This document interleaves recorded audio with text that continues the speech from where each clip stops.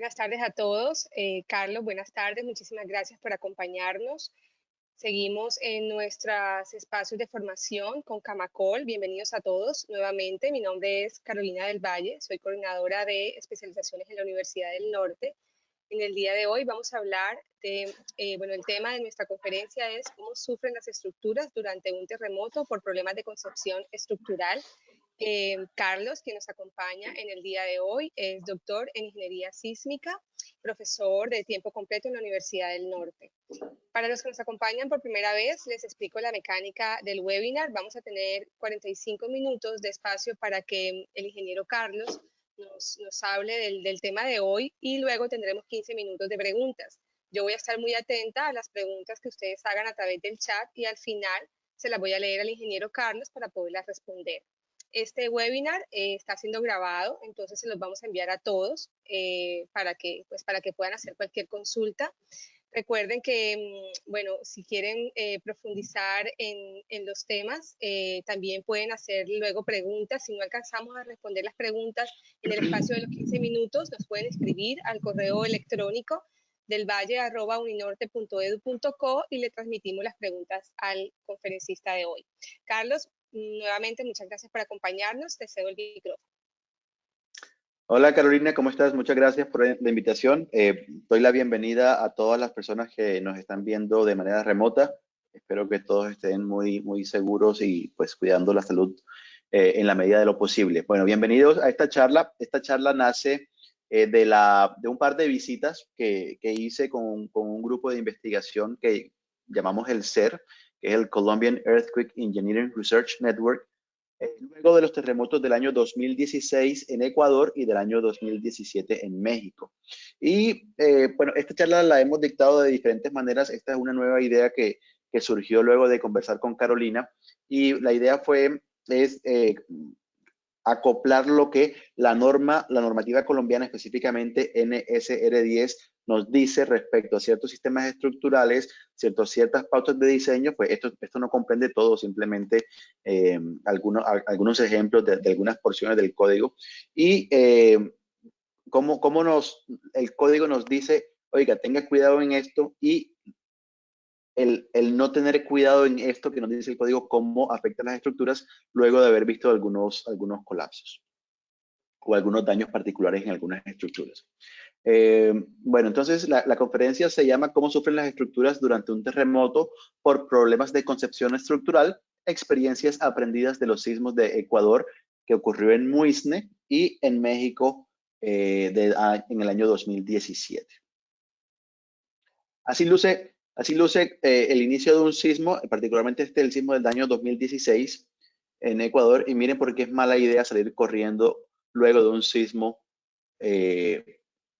luego que el sismo ha comenzado. Si vieron el niño que traían en brazos, luego de ciertos, luego de iniciar, digamos, antes de llegar las ondas S durante el sismo, pues uno podría moverse, pero la intensidad de algunos sismos es tan alta en algunos sitios que hace imposible que camine las personas de manera adecuada, pero sobre todo genera peligros de caída de objetos desde las fachadas. Entonces, cualquier persona que vaya saliendo de un establecimiento podría recibir básicamente un ladrillo, una ventana, un vidrio que caiga desde arriba. Si a uno le cae un ladrillo desde el segundo piso de un edificio, pues las noticias que uno puede contar no serán muy buenas. Entonces, esto es más o menos la distribución de la intensidad. La intensidad es una medida de lo que las personas sienten luego del sismo. Ustedes deben estar acostumbrados a la magnitud. Típicamente la magnitud es lo primero o casi que lo único que reportan en los medios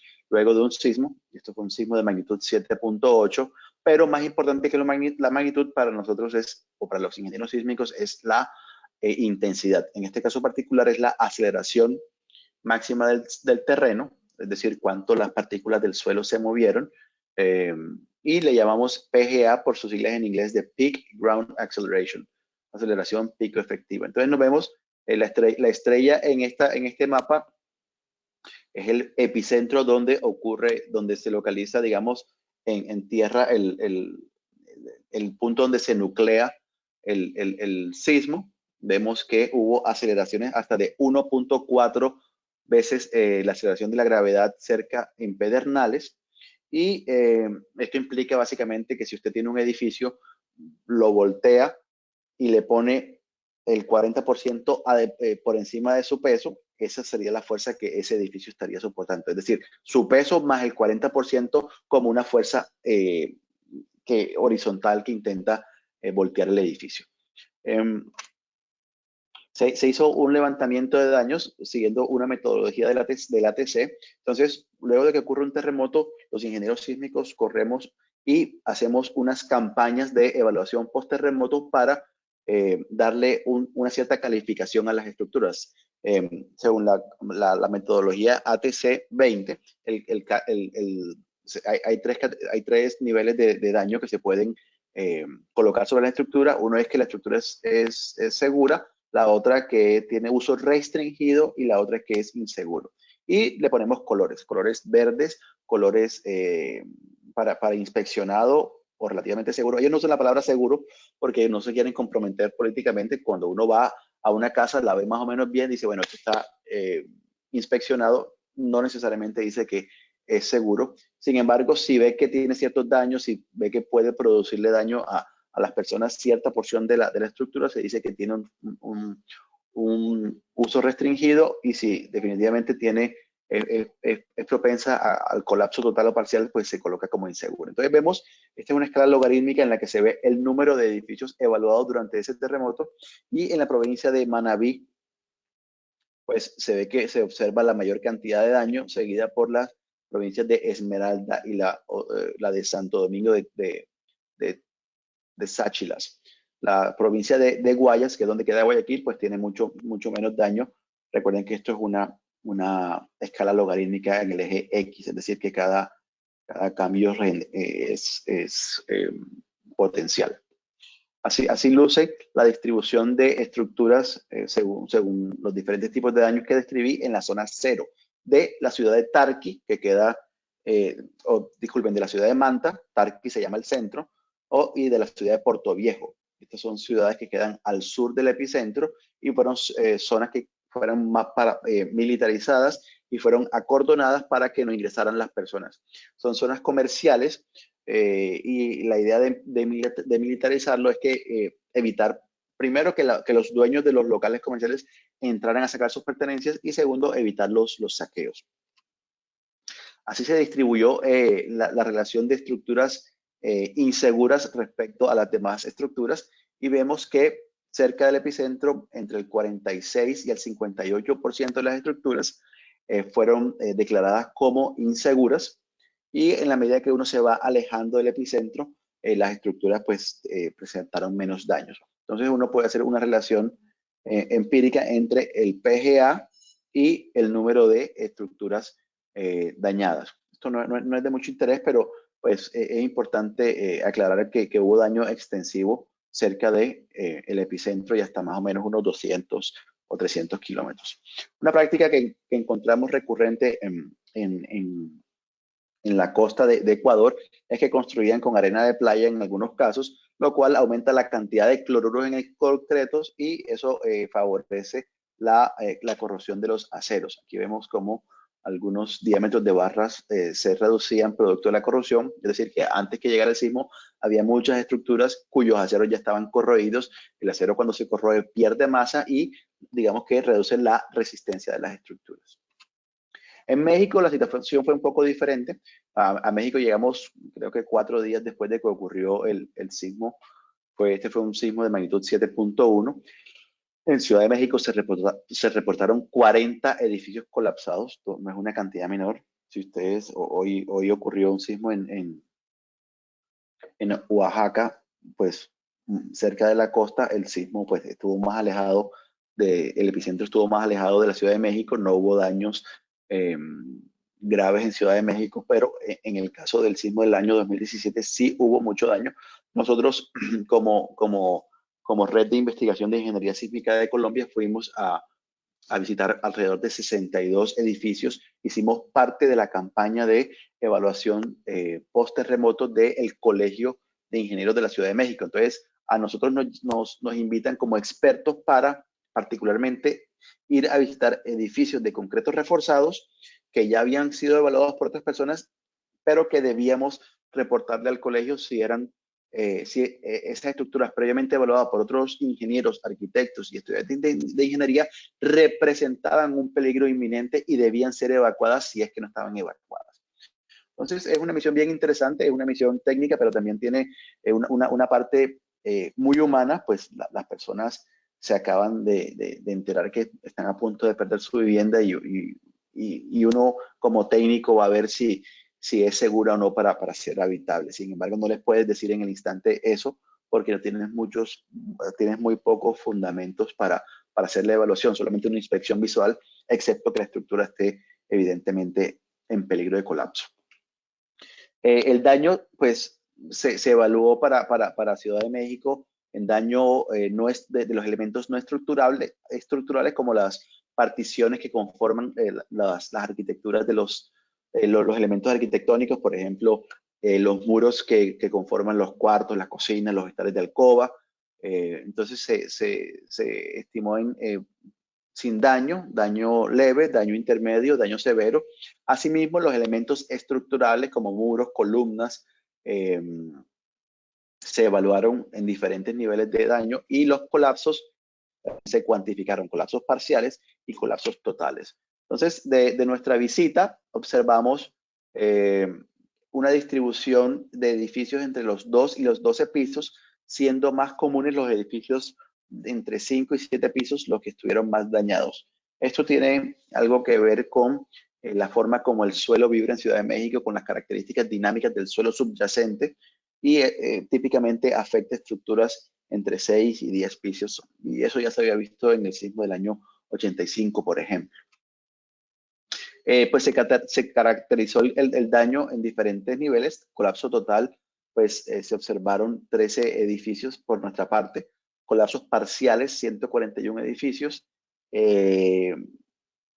Y daño en algún elemento estructural, 322 edificios. Este levantamiento no es el que hicimos nosotros, este es el levantamiento que hizo el Colegio de Ingenieros de la Ciudad de México. De parte de nosotros, estos fueron la calificación que le dimos al daño no estructural a los 62 edificios que evaluamos. El 32% de los edificios tenían un daño no estructural severo.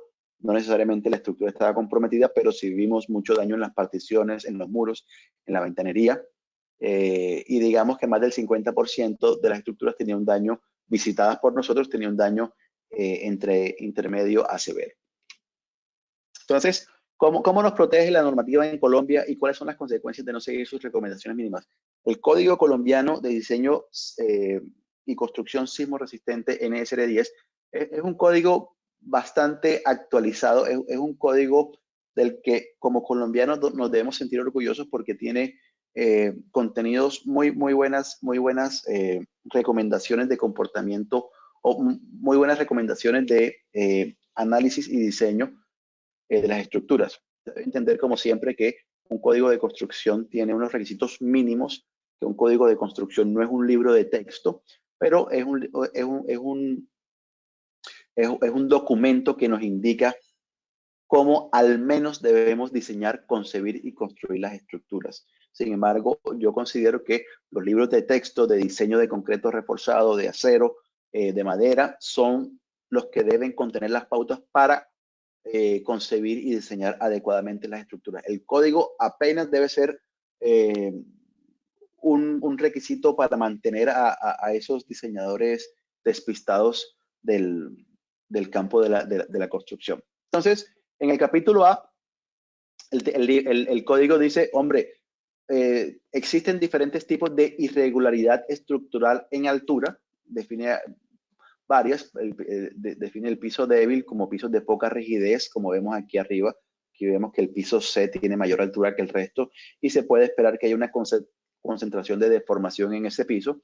Dice, hay una irregularidad si la distribución de masas de su estructura en altura no es la adecuada. Por ejemplo, si decidimos colocar una gran terraza con piscinas en la mitad del edificio o en el piso superior, si hacemos retrocesos de la estructura se pueden concentrar la demanda sísmica en estos lugares del retroceso, y si existe un piso que tenga poca resistencia, también puede generar problemas. Entonces, quiero hablarle básicamente del primero y último, cómo ocurren o cómo se evidencian qué pasa si diseñamos una estructura que tenga, por ejemplo, un primer piso muy alto o con muchos espacios abiertos y tenga poca rigidez. Entonces, en el laboratorio se ha demostrado que estas estructuras no se comportan bien. Este es un ensayo de mesa sísmica.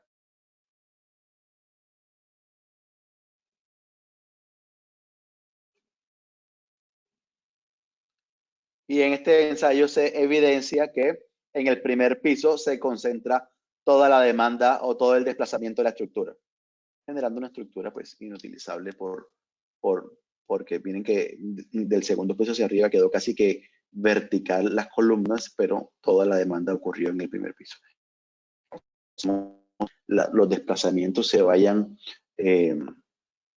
pasando de un piso a otro y se vayan generando de forma uniforme en altura, no en un solo piso. Y miren cómo lucen estos durante un sismo en la vida real. Esto es un edificio, típicamente esto ocurre porque los espacios de primer piso los abrimos mucho. ¿Por qué? Porque lo necesitamos, por ejemplo, para comercio. Aquí se ven que había dos sitios comerciales, y pues los sitios comerciales tienen que ser abiertos para que la gente acceda a ellos. Si nosotros hacemos una línea recta en las columnas, pues podemos ver que hay un desplazamiento. Afortunadamente, digamos que este muro que está acá atrás salvó la patria, pero yo pienso que esta estructura estuvo a pocos ciclos de haber fallado. Miren esta estructura. Esta estructura es una estructura que parece de 4 pisos, pero es una estructura que era de 5 pisos, y al fallar el primer piso se vino hacia el andén, haciendo desaparecer por completo el primer piso. Y noten que lo interesante de esta figura es que miren que la ventanería de los pisos de arriba estuvo relativamente en buen estado.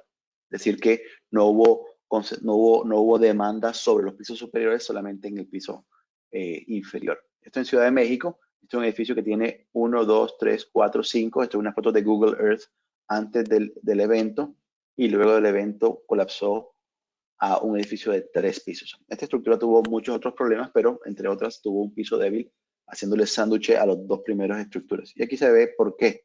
Aquí vemos cómo la primera estructura es una estructura bastante abierta, y todo este plano rígido no tiene una forma de transmitir las cargas a la cimentación de una forma segura. Aquí vemos otro edificio en Ecuador, donde observamos cómo las columnas de primer piso pues salen despedidas hacia los lados al caer toda la parte superior sobre el primer nivel. También es común ver ampliaciones en altura que no son reguladas. Miren cómo esto concentra la demanda en algunos elementos estructurales, por ejemplo, en este caso, las columnas.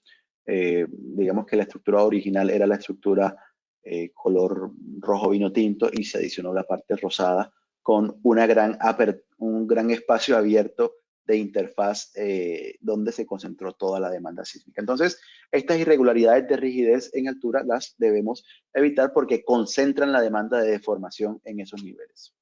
Además, el código dice en el título A3, también tenga en cuenta las irregularidades en plantas. Evite que su estructura se rote mucho cuando se mueve. Queremos que cuando el sismo llegue, estas estructuras se muevan así o así, pero no que roten. Casualmente, hoy nos llegó este edificio del sismo de hoy en Oaxaca. Creo que algunos de ustedes pues la habrán visto, pero esto cómo hago para que funcione. Ven, aquí tengo ya. Miren el edificio cómo se tuerce.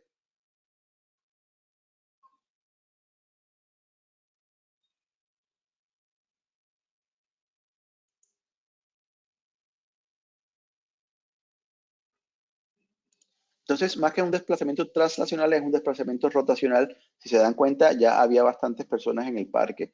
De hecho, ya estaban filmando, o sea que ese edificio llevaba bastante rato moviéndose.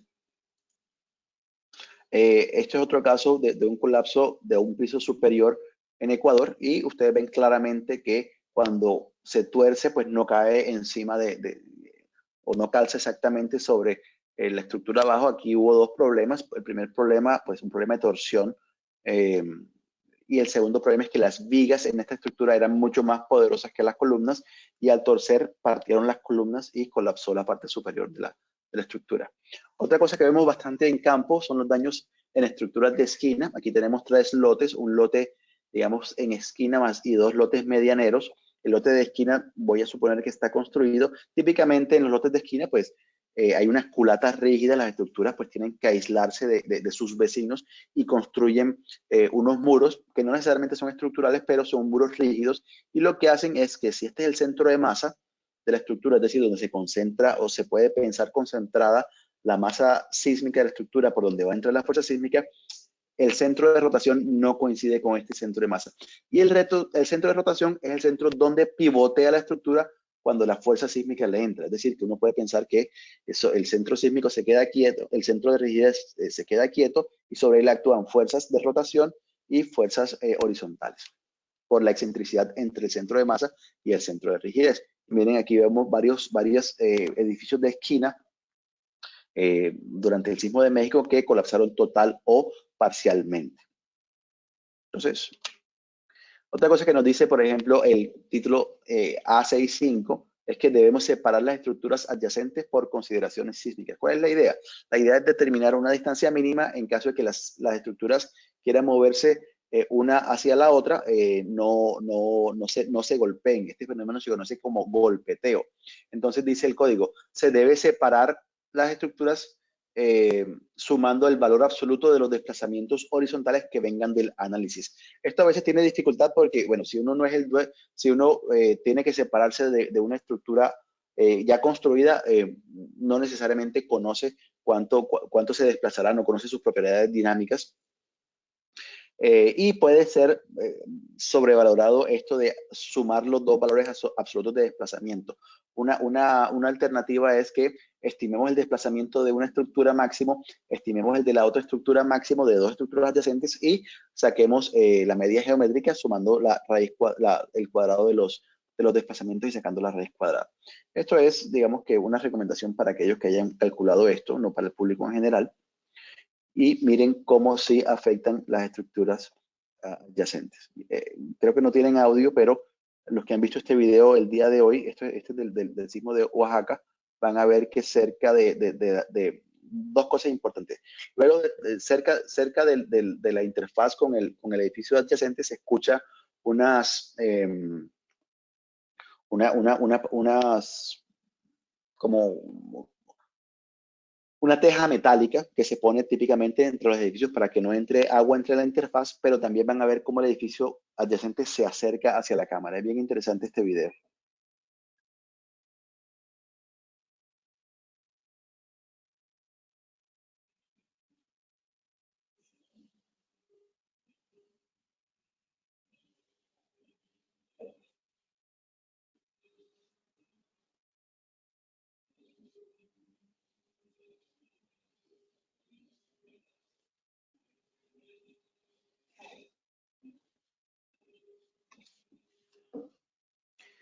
Bueno, el fenómeno de golpeteo, este lo observamos durante el sismo de Ecuador, y aquí ven dos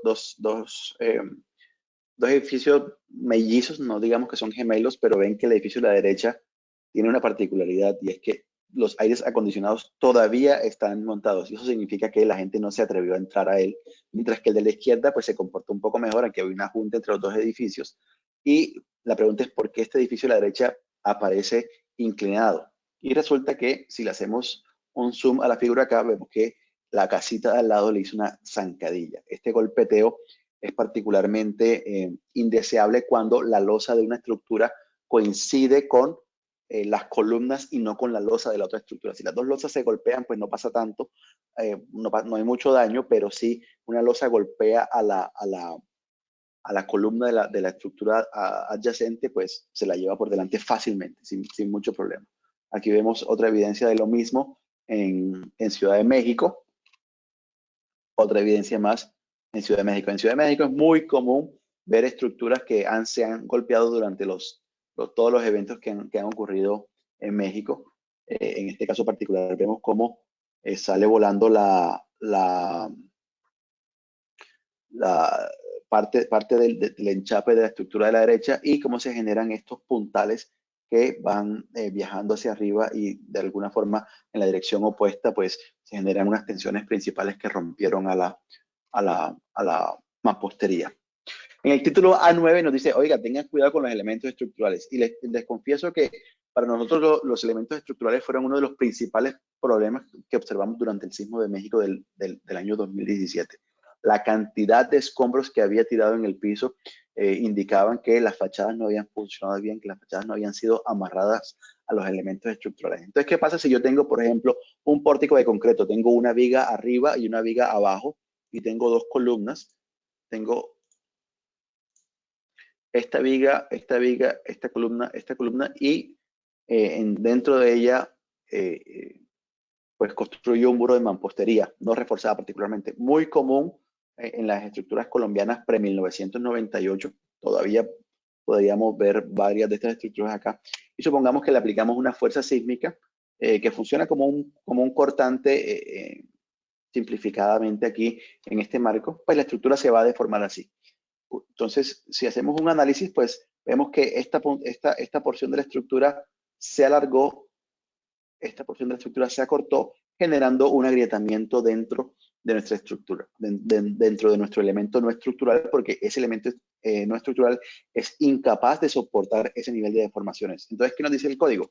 El código nos dice, oiga, o usted separa a los elementos no estructurales de la estructura y evita que esto pase, o coloca como particiones elementos que puedan soportar este nivel de deformaciones. Entonces, una opción, pues, es separar el muro como este esquema que estamos mostrando aquí abajo. Sin embargo, para evitar problemas de desplazamiento fuera del plano, pues tenemos que colocar unos anclajes que permitan desplazamiento en el plano, pero no fuera del plano, al menos en la parte superior de la estructura, y debemos separarlo respecto a los bordes horizontales, laterales, disculpen. Y la otra opción, como les dije, era disponer de elementos que admitan la deformación de la estructura. Entonces, ¿qué observamos?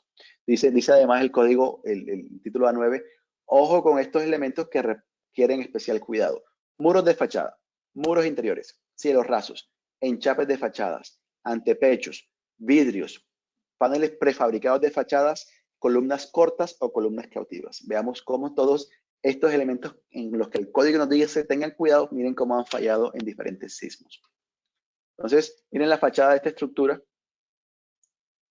Esto es un video desde el punto de vista del visitante, que soy yo. Miren la cantidad de escombros, miren por qué es mala idea salir corriendo de un edificio durante un sismo. Cualquier ladrillo de estos puede hacerle mucho daño a las personas.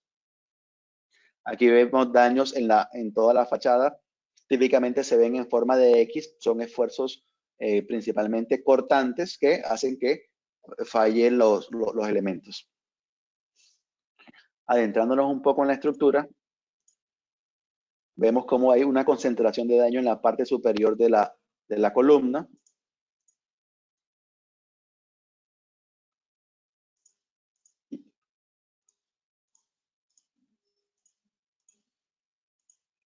Y a la salida observamos una gran cantidad de escombros en el lugar.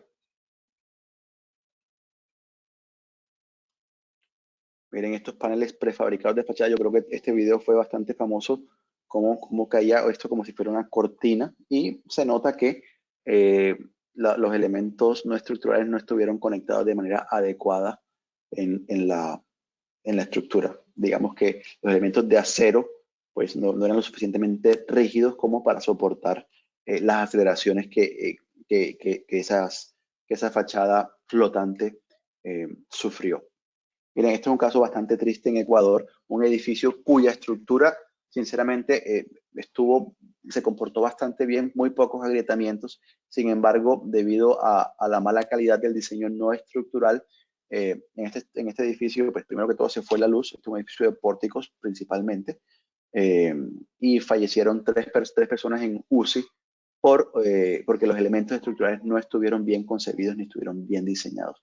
De nuevo, la estructura estaba en perfectas condiciones, los elementos estructurales fallaron e hicieron inhabitable la estructura. Miren cómo estas particiones se caen sobre estas camillas, los hilos rasos completamente colapsados, que es otra cosa que nos decía el código. Ojo con los hilos rasos, deben estar bien amarrados.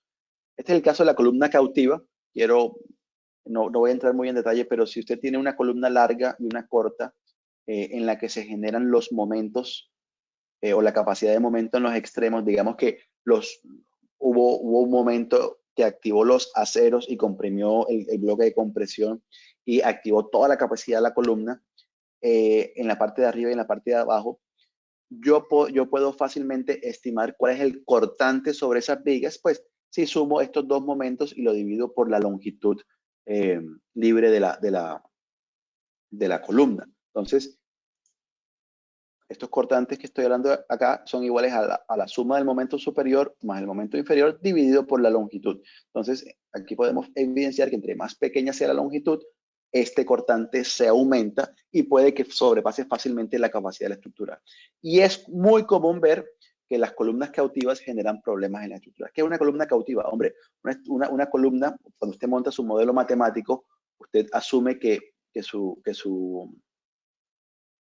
edificio pues tiene una columna, tiene otra columna por acá, tendrá otra columna por acá, otra columna por acá, otra por acá, y tiene su viga y su viga.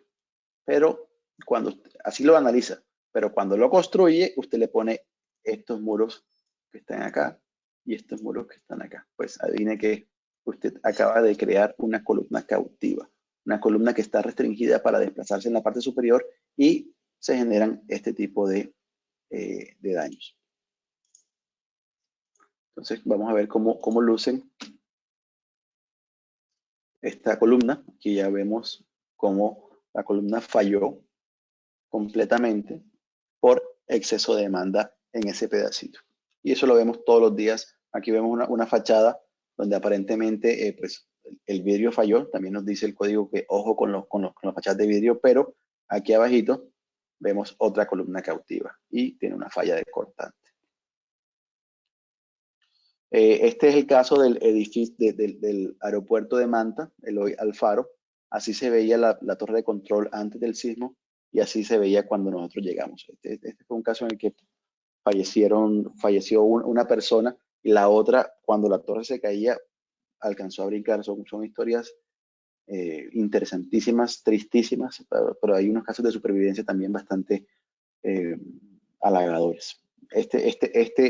Manta es como si fuera el Rodadero aquí en Colombia.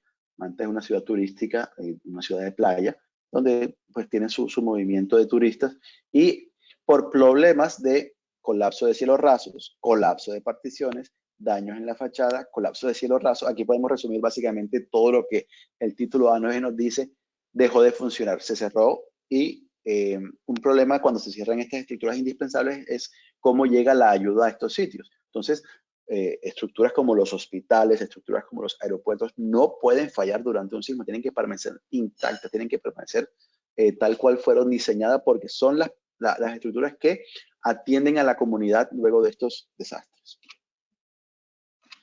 Bueno, el título, ya cuando vamos a diseño NSR 10, pues nos habla que los aceros de refuerzo de las estructuras que estén sometidas a flexocompresión tienen que ser aceros dúctiles, aceros que cumplan con ciertos requisitos.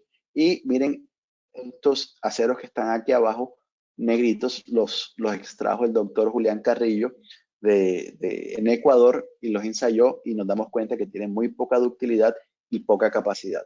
Estos pueden ser catalogados como unos culpables del pobre desempeño de algunas estructuras. A esto se le suma pues el acero corroído que les contaba.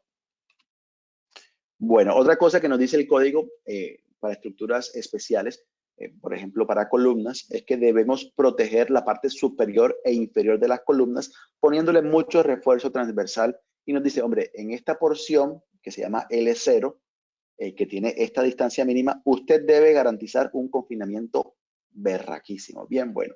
¿Cómo lo garantiza? De varias formas. Primero, el espaciamiento entre los estribos no puede ser muy grande, como estamos acá, Y segundo, usted debe poner una cuantía volumétrica de acero, es decir, una cantidad de varillas tal que se cumpla con esta formulación. ¿Por qué? Hombre, porque ese punto de las columnas es el punto donde reciben mayor deformaciones por flexión. Y lo que queremos es que crear básicamente una jaula de acero vertical y horizontal que cuando ese concreto comience a moverse e intenten romperlo, se mantenga contenido y no salga expulsado. Es decir, queremos que se comporte como un material dúctil, no como un material frágil que alcanza su capacidad o su esfuerzo máximo y colapsa inmediatamente. Entonces, miren por qué. Volvemos al edificio de ahorita. Si yo miro qué le pasó a la columna superior e inferior, pues me doy cuenta que es la zona de agrietamiento mayor en la columna porque se generan estas llamadas rotulaciones plásticas. Miren esta estructura que está acá. Aparentemente no vemos nada excepto en esta columna del borde. De nuevo, en la parte superior de la columna, vemos una falla en la estructura por un mal detallado sismo resistente de la parte superior y la parte inferior. Miren esta otra estructura.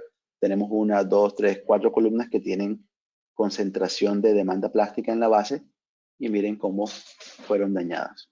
Entonces, es importante proteger estas porciones de las columnas porque es donde la demanda inelástica se va a concentrar.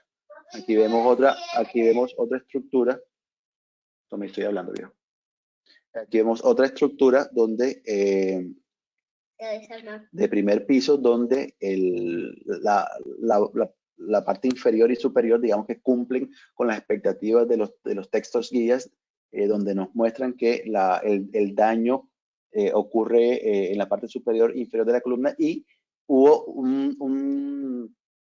una pérdida de masa de concreto porque no está la suficiente cantidad de estribos específicamente en la parte superior. Aquí vemos otra estructura que a punto de colapsar, que no tenía acero transversal suficiente. Aquí quizás no lo alcanzan a ver, pero hay varillitas de menos de 1/4 que funcionan como los flejes de la estructura. Y esas estructuras además estaban separadas cada 20 centímetros, que es demasiado. Papi, esas cosas de metal que son así, los ayudan a sostenerlo un poco más. Sí, señor, pero me tienes que esperar afuera y te explico ahorita por qué funciona, ¿ok? Aquí vemos otro caso, otra columna mal reforzada de refuerzo lateral. Vemos que hay pandeo del acero longitudinal, desmoronamiento del concreto.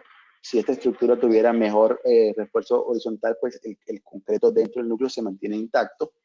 Esto son la parte superior de las columnas del aeropuerto de Manta. Otras columnas en Ciudad de México, falladas y que no fueron lo suficientemente protegidas.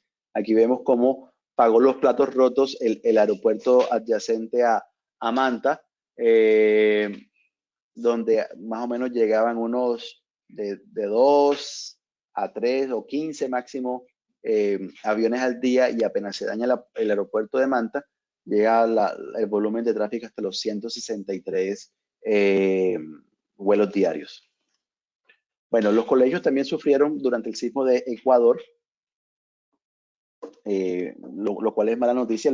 Según el Código colombiano, estas estructuras son estructuras que deben servir, por ejemplo, de refugio luego de un sismo, además de que naturalmente protegen a nuestros niños durante la mayoría del día. Entonces, los colegios deben ser diseñados para no sufrir mayor daño. Sin embargo, nuestro trabajo indicó que cerca del 30% de los colegios se comportó peor que las estructuras circundantes a ellas, sean casas, sea comercio u otro tipo de edificación, lo cual no es un buen indicativo de desempeño y es algo que debe ser, digamos que, enfrentado a nivel institucional por el gobierno, porque no, en una sociedad los colegios no pueden fallar más que las estructuras adyacentes. Aquí vemos algunos de los daños. Vemos daños, por ejemplo, en los antepechos de las estructuras.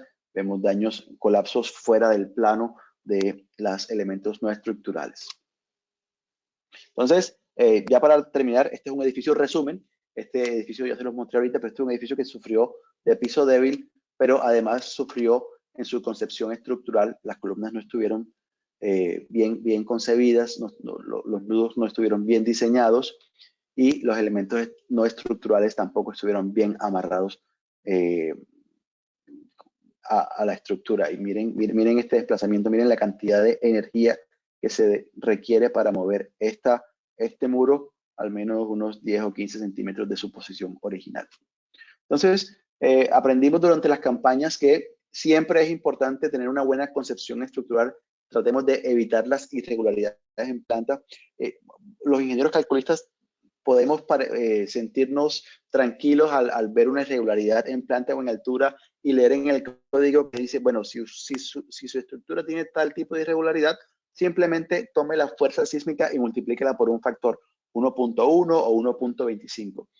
Mi recomendación es que intentemos evitarlas al máximo y no nos sintamos tranquilos con estos factores porque muchas veces no resuelven un problema de concepción.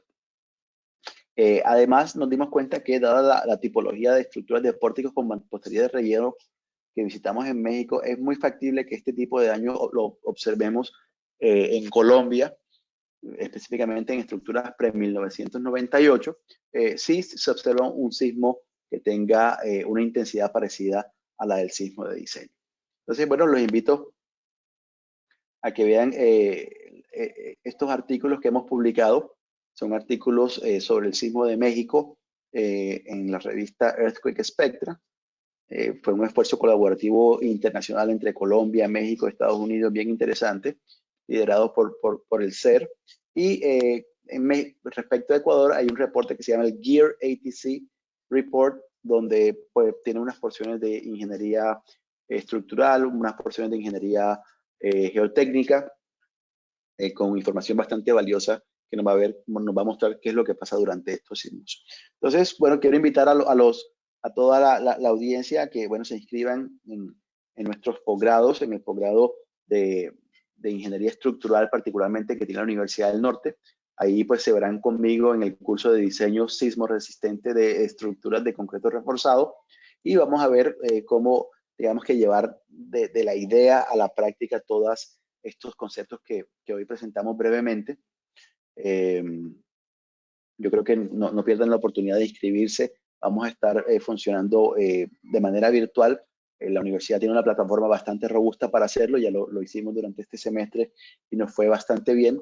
Y bueno, para aquellos interesados también los invito a mirar este enlace bit.ly terremotos Uninorte, donde van a ver una serie de videos hechos particularmente por mí sobre cómo los terremotos afectan a la sociedad y cómo concebir estructuras sismo resistentes.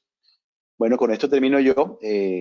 Fueron una charla amena de 40 minutos, pienso yo, no muy larga, y quedo a la espera de comentarios o preguntas del público. Bueno, Carlos, muchísimas gracias. Tengo aquí algunas preguntas. Primero, compartirte un comentario que nos hace el ingeniero Carlos Barbosa. Y lo voy a leer textualmente. ¿Tú me escuchas bien? Perfectamente. Okay. Es de anotar que nuestra norma presenta una incongruencia en cuanto a la clasificación de grupos de hospitales, clínicas y centros de salud. En el título A2513 las clasifican en el grupo 2. Sin embargo, en el título 2, artículo 4, numeral 15 y 16, da a entender de forma correcta que al menos deben ser del grupo 3. Todavía hay tiempo de corregir esto para la próxima edición. De acuerdo. Okay. Bueno, Luis Miguel Villadiego nos también hace un comentario. Dice, más que una pregunta, hago un comentario. Como ingenieros normalmente no podemos evitar las irregularidades, ya que vienen desde los diseños arquitectónicos. ¿Qué piensas? Esa es una muy buena pregunta. Bueno, lo que le debo decir nuestro invitado es que luche por sus ideas. Es lo primero que tienes que hacer como calculista. No todo lo que se concibe es construible. Hay concepciones arquitectónicas que ponen en peligro a la seguridad de las personas. Y te lo digo yo como calculista que complace a los arquitectos. Yo he hecho algunas estructuras que requieren de mucho análisis, particularmente si visitan la Universidad del Norte, la biblioteca la logramos construir con un voladizo de 7,5 metros, pues lo colgamos de la parte superior. Yo complazco a los arquitectos, pero a veces yo siempre le digo a los arquitectos, hombre, una mesa de 4 patas funciona mejor que una mesa de 3 patas. Si a una mesa de 3 patas se le cae una pata, pues es probable que colapse, ¿verdad? A la de 4, si se le cae una, de pronto queda una mesa coja funcionando. Yo creo que con argumentos, si tienes los argumentos suficientes, pues puedes debatir cómo llegar a una estructura con la que te sientas a gusto. Yo sé que la presión del arquitecto, del constructor es altísima. Los arquitectos y constructores a veces piensan que nosotros, como hacemos esto en el computador y aparentemente somos inteligentes por ser calculistas, tenemos esto resuelto, pero hemos visto ya que hay estructuras que se han caído en Colombia sin siquiera haya ningún sismo. Yo no quiero contar esta misma charla después de que ocurra el mismo sismo en Colombia, luego de haber visto algunas edificaciones colapsando por su propio peso aquí en Colombia. No me quiero imaginar qué está pasando en algunos diseños estructurales. Así que el responsable de la estructura es usted como calculista, así que póngase bien los pantalones. Y claro, ¿qué va a pasar? Siempre va a haber otra persona u otro calculista que haga el trabajo que usted no quiso hacer y bueno, usted es el que tiene que dormir tranquilo. Ok. Siempre acuéstense durmiendo tranquilo. Gracias, Carlos. Buen consejo. Diego Quiroga hace una pregunta. Ay. Ya voy, que se me corrió esto. La norma no es muy clara en cuanto al requerimiento de los desplazamientos torsionales. En caso de no lograr un desplazamiento lateral, ¿con qué criterio puedo asumir dichos movimientos torsionales? Tiene varios problemas, dependiendo del programa estructural que estés utilizando. ¿En qué momento estás combinando estos desplazamientos torsionales? Esa parte del cálculo de la torsión accidental no es trivial y requiere que se haga modo a modo si estás haciendo un análisis dinámico, y el problema es que muchas veces uno solamente tiene acceso a los desplazamientos finales de la estructura. Entonces, pues lo primero es verifica que estás haciendo bien ese cálculo. Algunos programas de computadora no lo hacen. Y segundo, tú tienes esa es una pelea dura que te tienes que dar con el arquitecto. Nosotros aquel día conseguimos un edificio en Guayaquil, en Ecuador, pues ustedes saben que es zona de amenaza sísmica alta, y era como un robot, si lo veo, era como una L así, era un hotel largo con 2 patas largas, y él tiende naturalmente a ser así. Entonces, la forma de rigidizar la estructura para que se comporte de una sola requiere básicamente comerte espacios arquitectónicos con los que tienes que luchar con el arquitecto, y segundo, espacio que el constructor no puede vender, pero la responsabilidad de nuevo se debe concebir bien, porque si no pasan estos problemas. Entonces el problema que tenemos nosotros es que como no hemos visto suficientes colapsos, como no hemos visto suficientes daños, como no se han caído muchas cosas, porque afortunadamente las estructuras son bastante nobles, a la gente no le importa y cree que todo está seguro, pero no necesariamente es así.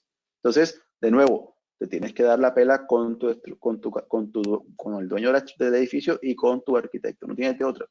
De nuevo, el que duerme tranquilo eres tú. Si la estructura se cae, se le cae al constructor, pero también se te cae a ti, como persona que la concibió. En relación a esto y a tu intervención anterior, la ingeniera Olga Pesano nos dice, hay que educar a los arquitectos en las universidades para que se concienticen de los problemas serios que traen las irregularidades. Quizá podemos hacer una charla orientada a arquitectos, relacionando este tema y otros más que sean pertinentes para ellos, y podemos hacer un aporte. Yo quisiera una charla a constructores. Yo creo que Camacol nos ayude con los constructores a echarle unas historias a los dueños de los edificios, a los promotores. Porque los promotores al final, ¿qué ha pasado en Colombia? Se ha presionado. Yo creo que la culpa es del calculista porque se ha dejado presionar. Entonces, nos presionan bastante. Siempre el dueño del edificio va a querer vender más metros cuadrados por menos precio, pero nosotros como calculistas, como gremio, debemos responder de forma conjunta y decir, los límites son estos. El problema de nuevo de Colombia es que siempre habrá alguien dispuesto a hacerlo. sin saber cuáles riesgos está tomando. Y esa es la parte más peligrosa. Bueno, es triste, pero como nos dijiste ahorita, tenemos que dormir tranquilos, ¿no? Y bueno, cada quien tiene que responder por su trabajo y hacerlo bien. Oscar Suárez nos dice, ¿es recomendable anclar vigas a muros de carga y por qué? ¿Es recomendable anclar? Eso es una pregunta bien bonita. Dependiendo primero que todo del muro de carga, si es un muro delgado, no sé cómo la vas a anclar. Pero digamos que tienes un muro de 30 centímetros, de 40 centímetros, bien poderoso, tienes que tener en cuenta la cinemática del muro. El muro es un elemento rígido que se va a querer desplazar y va a querer llevarse consigo a la viga, lo cual te va a generar una demanda en el lado extremo de rotación excesiva. Entonces, es importante que tengas en cuenta la cinemática. Si el muro se espera que se desplace mucho, no parecería buena idea, a menos que puedas estimar las rotaciones y detallarlo bien, depende del caso. Pero en muros delgados, por ejemplo, no vas a tener ni siquiera longitud de anclaje, no vas a tener el ancho adecuado para entrar. Se te pueden presentar otros problemas que ni siquiera evalúas, como unos arrancamientos o unas concentraciones de esfuerzos dentro del muro. Ok, bueno, Carlos, esas son todas las preguntas que tenemos hasta el momento. Muchísimas gracias por acompañarnos. Gracias a todos ustedes por acompañarnos en este espacio también. Cada 15 días estamos haciendo un evento como este. También estamos haciendo eventos con la Sociedad de Ingenieros del Atlántico los jueves, en su Jueves del Ingeniero. Están todos invitados. Los asistentes a esta conferencia interesados en inscribirse a alguna especialización de la Universidad del Norte tienen el beneficio de tener inscripciones gratis. Entonces, si están interesados, no duden en escribirme. Recuerden que mi correo es delvalle@uninorte.edu.co. Muchísimas gracias a todos y que tengan buena noche.